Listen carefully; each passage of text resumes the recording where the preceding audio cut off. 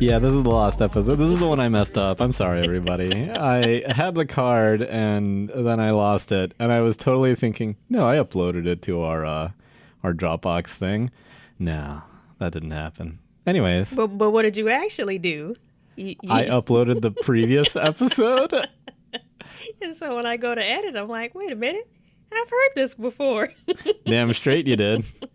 100% recycled content. Well, either way, no, because we never found it. So yeah, this that's is true. Yeah, so this is brand new, same topic as we had before. But you guys are getting a new perspective that you didn't get before because it didn't even exist. Yeah. You couldn't even have listened to it. Don't remember anything. I'm living up to I'm going to be more organized this year. Good for you. Nope. No. I was not organized. Bad for everyone. Yeah, I'm sorry. I deprived you of content. And for that, I was fired for exactly 5 minutes. You were. You were like, I can't talk to you right now? Yeah. You know what? You are fired. You are fired for 5 whole minutes. Yeah. I've never done that before. How's it feel? Are you drunk with power?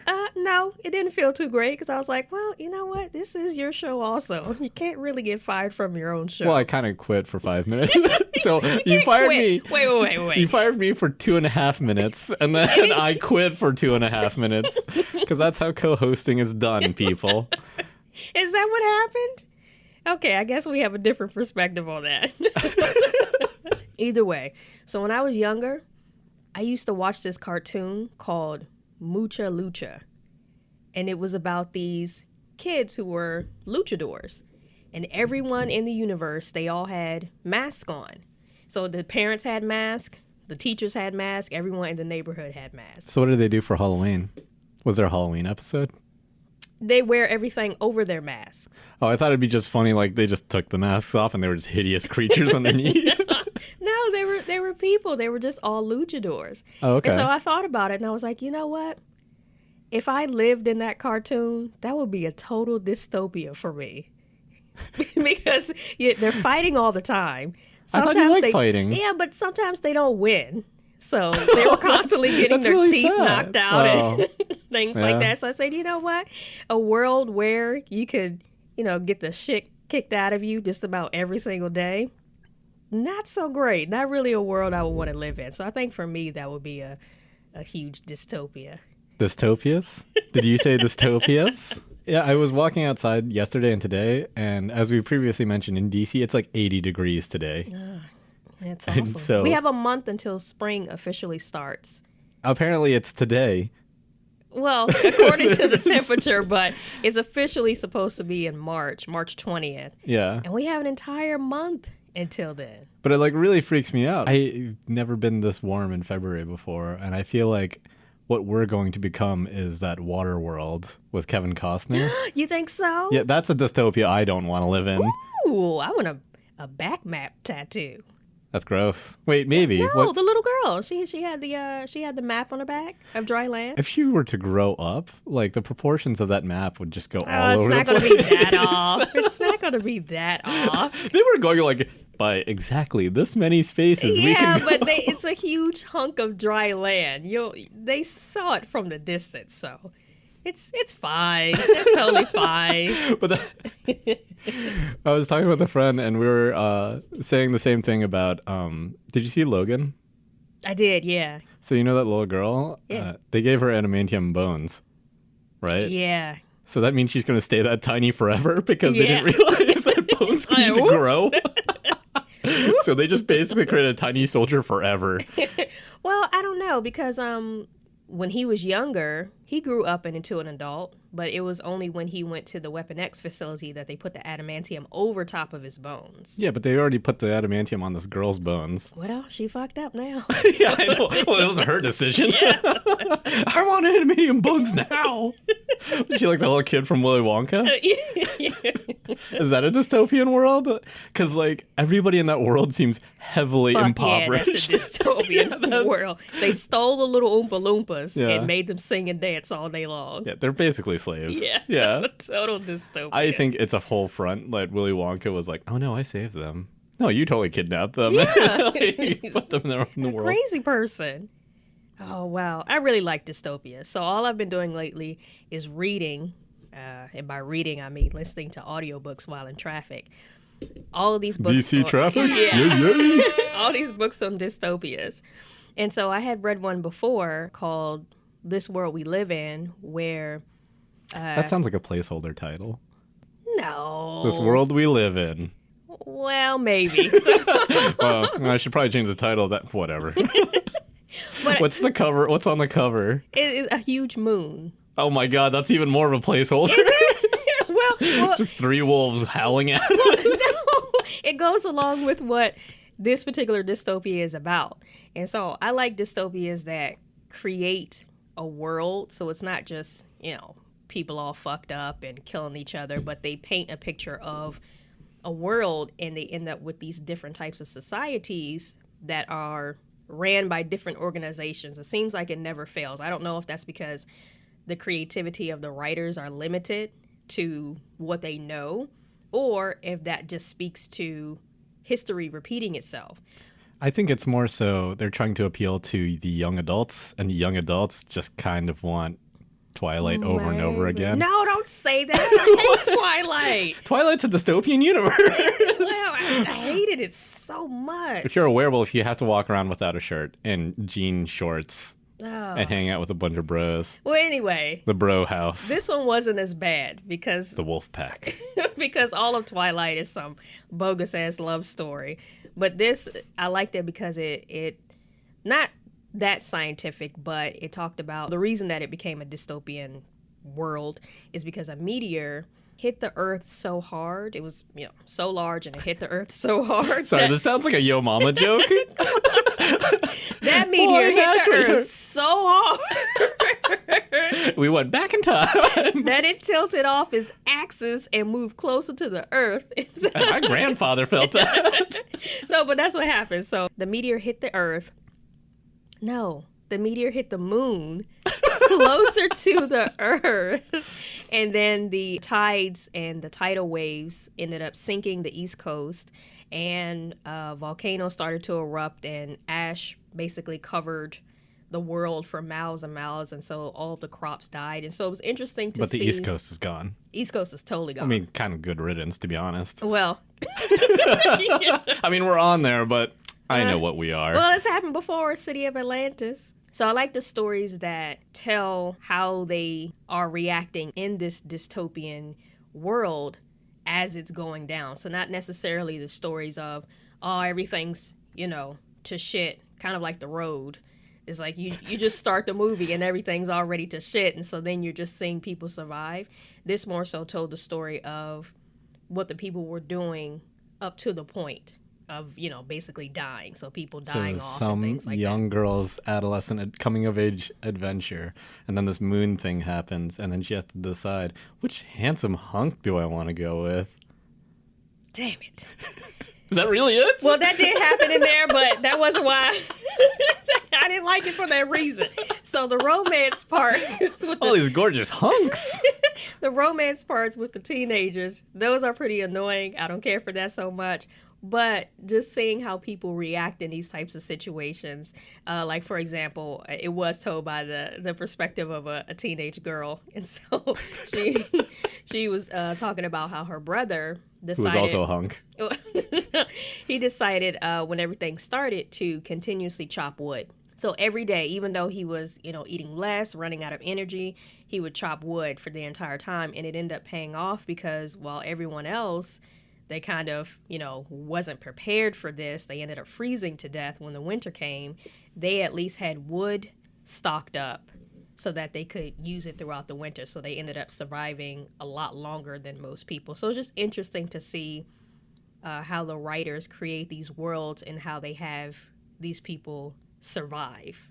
So something I think about is, like, how do you introduce this world? Is it actually giving you, like, a scroll, like the beginning of Star Wars, like, and then this happened? Or is it, like, you really are experiencing it from the girl's specific perspective, like, I am this, and I am doing that? Or Yeah, exactly. So in that particular story... oh, dear Lord, that moon is coming closer. In this particular story, she was writing in her journal. Oh, so it's a journal entry. That's neat. Yeah, it's a little cliche, but... I mean, That was how there's not she many told books it. I read that Yeah. are like that, so I'll be honest. Okay. I don't read books. So that was how she told the story. Other stories that I read, for example, The Forest of Hands and Teeth, which is a zombie dystopia. I know. If you hadn't said that, I've been like, that's the grossest forest I've ever heard of. Well, Just tumors. well, this was interesting because once again, the teenage girl in this Ooh. one. Which hunk does she go with?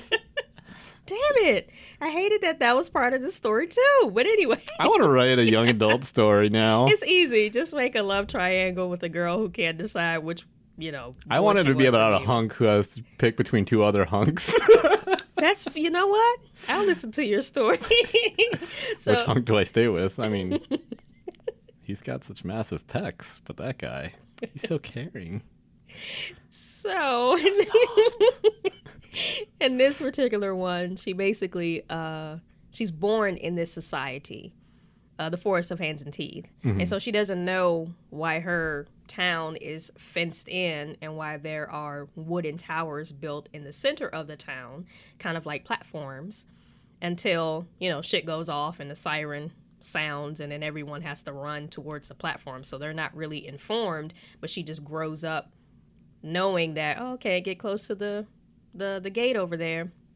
And that particular society was ran by the church. So the church knew all of these secrets. Is it like the regular Jesus Christ church, or is this like a cult church?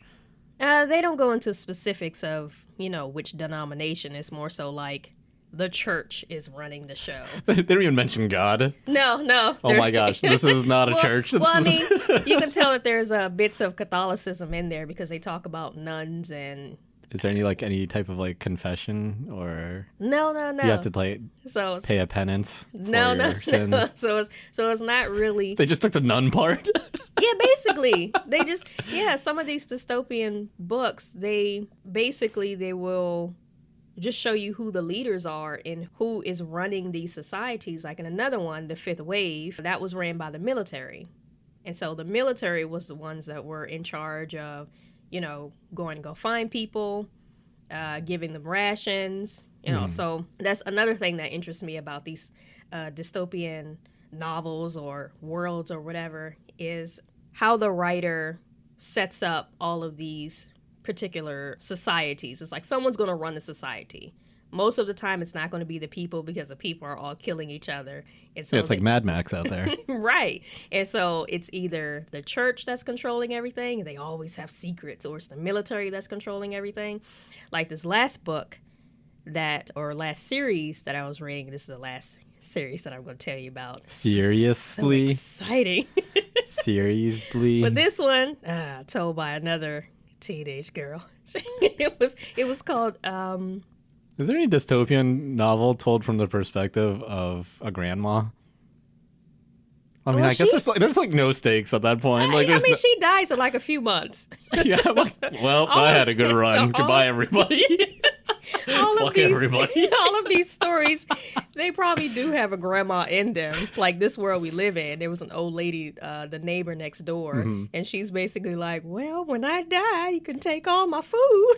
So, I want her story. Checked out. I know. They're already checked out. Well, I was knitting and eating butterscotch. She lived for 10 months, and then she was dead. That's a short book. Well, that's why it's never told from her perspective. Wow, it's a fast read. And so, in this last series, the first book started off. How many hunks are in this one? There are 2. So it's 2 hunks. I know. It's 2 hunks. That's a good rapper name. Man, you really said it there. But anyway, it was called Enclave. And so there's these children that live basically in the sewers, but they call it an enclave. And so they're told that the world up top doesn't exist anymore, that it was, basically fucked up. And so they live their life by word keepers and the elders who don't make it to the age of 25 because they're all malnourished. They're down there like eating cheese and rats, basically. So is this what the hunks are doing? Or when are the hunks introduced? When do they start taking off their shirts and showing their shredded abs? This is mutilated pecs. Yeah, I mean, just weird pecs. You know what? That guy has weird muscles. I guess at the end of this book, because it's more so about the girl who wants to be who is a huntress. And so when you're younger, you're referred to as a brat until you get your job as either a hunter or huntress, a builder or a breeder. So basically you're like 15 and you're just down there having sex and making babies the whole time. So does this apply to hunks as well? Like, are the hunks breeders? Can they be breeders? If you're chosen. But I'm just saying, like, dudes can be chosen. Yeah, they're breeders. Okay. What are you talking equal. about? You can't just have women impregnating themselves. I mean, if we were like clownfish, I don't know. I don't know what people are in this dystopian society. I'm pretty sure that is one type of dystopia, but no, there are males and females, and then it's all regulated. So you can't go breeding if one's already got something in the oven.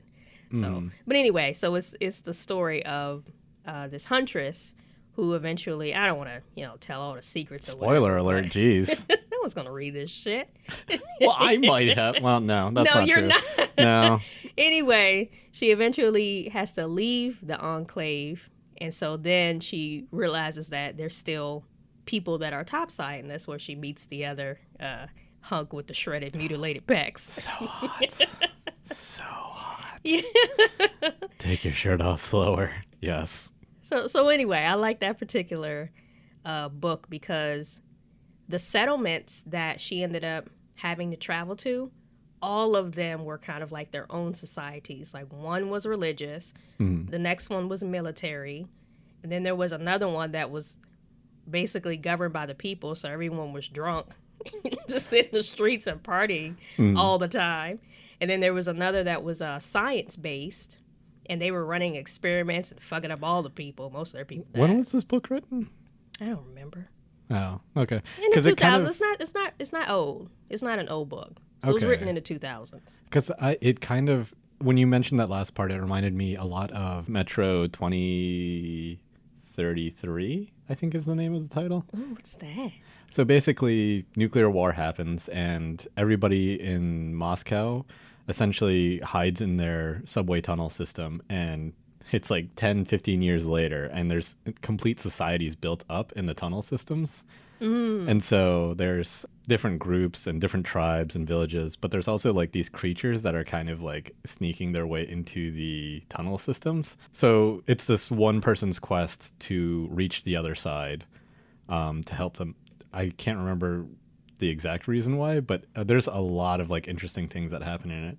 And the video game that they adapted into it is so dumb. I'm kind of disappointed that they didn't add all the interesting things. I think they took one interesting concept, which was bullets are your commerce. To buy things, you have to use your good bullets, or you could use your good bullets to shoot the things that are attacking you. Oh, I would shoot people, and then I would dig the bullets out. Wait, you can't use them anymore after that. They're not bows and arrows. Damn it. Yeah, that is why a crossbow or a bow and arrow is going to be my weapon of choice. Yeah, that is actually one of the weapons that you can get, and you can recycle your arrows, I think, over and over again. The thing is that it builds a really interesting society. But as far as like dystopian novels go, I kind of it probably is my more favorite one, because there's a spoiler alert. There's a secret at the end. Nice. Don't tell me the secret. So the secret at the end is... No, don't tell me the secret. I will recommend the audiobook because it has kind of a fun... Like when the next chapter comes in, they somehow, for some reason, they mix their own music for it. So I was like, this is kind of neat. That's what you do. Yeah. It definitely adds to the atmosphere of the book. What's it called again? Metro 2033. I'm going to look for that shit. It's really fun because the main character is one of the few who remember he was a child when he... Oh, it's a guy this time. I'm definitely going to read it. And he meets several hunks on the way. Does he? He's asexual. He's you are so lying to me right now. I don't know. He doesn't really describe people like this is another Russian guy. He's dead. This is another Russian guy. Oh, well, hopefully I'll like it because I really like the authors that can really paint a picture. Like you can visualize everything that they're talking about, as from the people to the environment. I will say, like, the world that I was imagining, the video game does make it look like that. Like, that's exactly what I was thinking of how the world kind of looks. Maybe a little grimier, like, and darker, because it is underground. But Nice. I actually like stories that are kind of secret dystopias. Like, they're kind of, like, reverse engineered. Like The Village? No, because that's not really a dystopia so much as, like... A bad film? Yeah. A bad movie. So something like, this isn't really a dystopia. I guess post-apocalyptic is the word I'm looking for. So it's like a after secret. everything has happened. After everything has happened, you realize like, oh, something like Adventure Time. Like there's like a whole dystopian post-apocalyptic world, and then like the world that Finn lives in is the whole after the fact part. That's true because he's the only human. Yeah, well, he's the last human in the supposedly. beginning. Yeah, in the beginning. Dude, that kid, I just recently watched that show again because I haven't watched it in a while. Mm-hmm. That kid is getting old. Yeah, like, they're still voice using is going the same through, like, guy. third puberty. Yeah. He's like, that's good though. Hey, Jake, ready to go on an adventure today? But have you ever read the Sword of Shannara books? No. That's another post-apocalyptic series. What's interesting about it is that it's all written up kind of like a Lord of the Rings kind of style. Oh. And then you realize like, wait a second, I know what they're talking about. And then it kind of gradually leads you to let you know like, no, this is actually the future and we've fucked things over so badly that we went back to crazy magic medieval times. It was made into an MTV TV show, which was not very good. I didn't particularly enjoy it. My brother and sister loved it. What is it? What's the show? I think it's called The Tales of Shannara. I have never heard of it. Okay, I'll have to look it up. It's pretty neat. I like the way the writer writes. It's Terry Brooks. That's the writer of the book series. I've heard of Terry Brooks. He's done a couple Star Wars books as well. Oh. He's really good, and he writes at like a level that I enjoy. He doesn't get too caught up in his own words and world building. Same thing with George R.R. Martin. Yeah. Tolkien is just... Yeah, that's why I can't read his books. That's he why gets it's too much. bogged. Because he's a linguist, so he's a little obsessed with Yeah, but it reads like the things. Bible. That's exactly the point. That's So, why his books I just can't get into, even if somebody's reading it to me. Yeah, I'll watch all the films, but for The books, films are great because Yeah. it's made by Peter Jackson, the guy who was originally... I don't know if you've seen any other Peter Jackson films. Fuck yeah. Yeah, Love they're Peter Jackson. like his old stuff. Maybe. Have you ever seen Dead Alive? Maybe. Okay, let me think. Meet the Feebles? This is where I pretend. Okay, so Meet the Feebles. Oh man, I saw that in high school and I hated that movie, but I have to like watch it again because I think it actually might make more sense to me now. I've seen other way worse movies. Feebles? Yeah, it's like a children's show, and then you get to see the behind the scenes of the children's show, and it's like completely raunchy and like disgusting. And I think one of the puppets has an STD and it explodes and starts squirting everywhere. It's super gross. I'm like, this is the guy who they were like, let's give him Lord of the Rings. Well, of course you wouldn't like that when you were younger. You don't know what's happening then. Hopefully. I don't know. Like, it was... Wow. Maybe you should just watch the movie and we'll see. Okay, I We'll will. circle back to this. It was kind of a traumatizing movie to watch. Perfect. Then I'll love it. We'll see. Yeah, I'm the same person that was able to watch Hellraiser when I was like 6 or 8 years old. This is not the same thing. No? Like, this is... Maybe you could watch it. It's just... You got to put it in that mindset of, like... We thought we were watching a regular comedy movie. We weren't expecting this crazy, over-the-top... It's specifically, like, shock cinema. So okay, he's purposely going for these gross-out things and then just creating this disgusting world. I like And that. I was just ill-prepared for it. So now that I'm telling you about it, I'm prepping you for this. So you're in a better mindset than what we were at that time. It makes sense. Yeah. It makes sense. I'll check it out. Yeah. I'll check out that amongst all the other things as well. So you did mention to me some time ago to watch The Road. And I did watch it, and I liked it. Even though it's post-apocalyptic and I do enjoy more world building, I didn't get that in this film. But I still, maybe I just like to see people struggle in films. Maybe that's the entire point of this episode. I like to see the struggle. But I mean, what's the end point? What would you say is a good ending for a dystopian story? Oh, wow. Because if you like the struggle, do you just like Yeah. that beginning, middle, end, and then like whatever that end part could just be whatever? Well, that's how I felt about the road. That Oh, the that's end part- kind of yeah, true. That That the end is point was whatever. It kind of just ends. yeah, because I was a little disappointed in that because the father in the the middle of the film, he was telling his son, "You have to know all these things before I die. You have to know how to do this." And so I thought at the end or towards the end that the boy would have the opportunity to utilize some of these things that the dad was telling him he needed to know. I mean, he figured out how to build a fire, so I mean, that was fine, but still, it's like, as soon as he walked away from his dad was only just gone cold, and then as soon as he walked away, it was like he had his happy ending. It's like, damn it, you didn't go through anything. You didn't hold the gun right. You didn't do anything. So I was a little disappointed in the ending of that. Well, I took the ending to mean that instead of like trying to be a doomsday prepper, maybe we should all just reach out to one another and actually help each other out. And, a lot more things probably wouldn't be as disastrous. You got to make that alliance before shit goes down. People going to shoot you in the face and steal all your food.